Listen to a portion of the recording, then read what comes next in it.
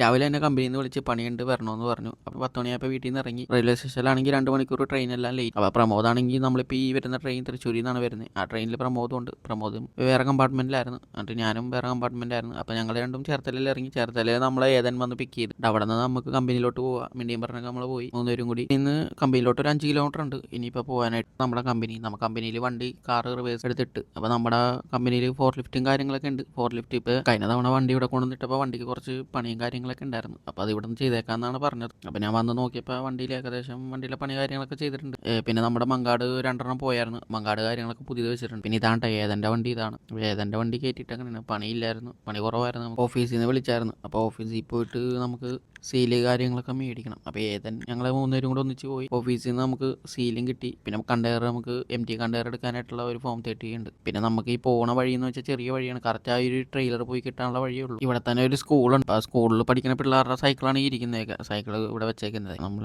ഈ ഒരു ചെറിയ വഴിയാണ് ഇറങ്ങി വരുന്നത്. പിന്നെ നേരെ ഇറങ്ങി വന്നപ്പോൾ തന്നെ ഒരു കാറുകാരൻ കൊണ്ടുവന്ന് വട്ടം വെച്ച് അവസാനം ഇറങ്ങി വരാൻ കുറച്ച് പാട് വിട്ട് നമ്മളിപ്പോൾ കൊണ്ടന്നൂർ കഴിഞ്ഞിട്ടുണ്ട്. കൊണ്ടന്നൂർ